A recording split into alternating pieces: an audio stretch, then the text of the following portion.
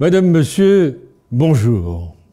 Peur, arrestation, silence de l'Église et de la communauté internationale, la crise congolaise, vous le voyez, est multiforme. Une chape de plomb est tombée sur le Congo-Brazzaville depuis la réélection de Denis Sassou Nguesso.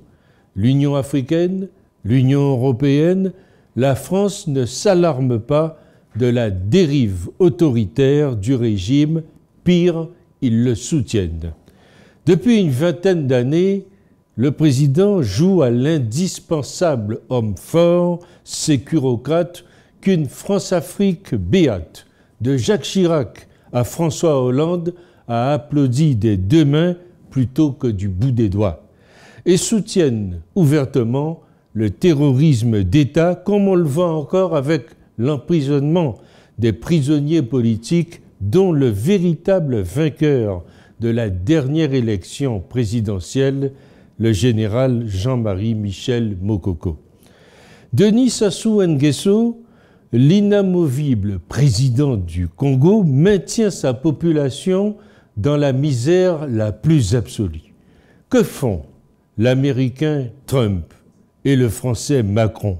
Voilà une vraie dictature, à contrario de l'Iran, où les gens peuvent aujourd'hui librement manifester. Le peuple congolais demeure légitime à se défaire d'un dictateur qui ne cesse de piller le Congo, de structurer une politique clientéliste au détriment du peuple souverain. La démocratie est loin d'accoucher dans ce pays dont les Occidentaux préfèrent se détourner tout en utilisant gratuitement ses ressources naturelles. La République démocratique du Congo est dotée en effet d'une abondance de ressources minérales rares du nord-est au sud-est du pays, telles que le coltan, le diamant, l'or, le cuivre, le cobalt, le manganèse et j'en passe, des ressources forestières très riches et de vastes terres où on peut faire de l'agriculture. Si auparavant, c'était le commerce, en dépit des Africains, de leur culture, de leur dignité, aujourd'hui, c'est tout simplement le libre commerce. Car n'oublions pas que sans les ressources naturelles africaines, plusieurs puissances conglomérations occidentales seraient aujourd'hui en berne. Un grand nombre de Congolais, pourtant, sont conscients que le bilan des 26 ans de Sassou Nguesso est remarquablement décevant, médiocre et indéfendable, tout en continuant à se déambuler avec des pagnes et des t-shirts à son effigie. De nombreux Congolais, pressurisés par les dérives dictatoriales du régime, luttent au quotidien. Qui pour avoir un repas par jour? Qui pour avoir quelques litres d'eau potable? Qui pour avoir des soins au rabais? Faire scolariser leurs enfants déjà odieusement et lourdement voués au chômage et à une vie précaire qui font encore confiance à ce pouvoir sénile et dictatorial. Les médias sont dominés par le culte de la personnalité d'un chef d'État illégitime. L'opposition est muselée. La pression est forte aussi maintenant sur le Fonds monétaire international qui est en discussion avec la présidence pour dégager de la table de négociation les voleurs, les parias, les vendus et les corrompus. Scandale, corruption, détournement de biens publics, promesses électorales non tenues, le programme politique de Denis Sassou Nguesso consiste à manipuler la plèbe, vise à promouvoir et à protéger la richesse de sa famille et de son clan, et pendant ce temps, le peuple croupit dans une mer de misère et de pauvreté.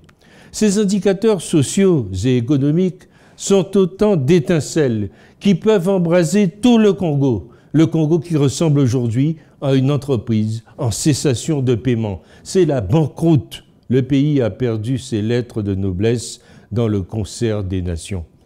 Il ne s'agit plus aujourd'hui de dire qu'il faut sauver un président, un homme, mais une population, Un peuple, un pays, personne ne doit oublier que le nouveau mandat de M. Sassou Nguesso a été acquis dans le sang.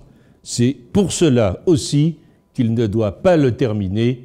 C'est ce que je crois.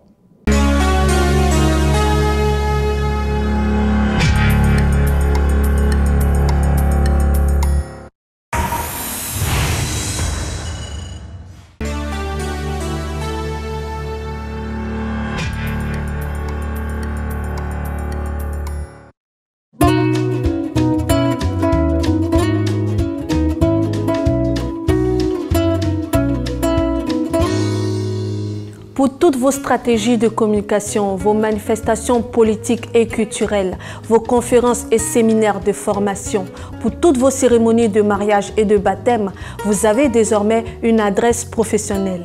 L'agence Glouzilet au 26 avenue Henri Barbus, 93 000 Bobigny.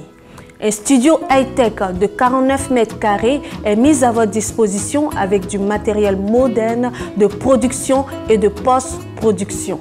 L'agence Glouzilet dispose également de 2 supports de communication sur Internet, bzd-tv.com et glouziletnews.com.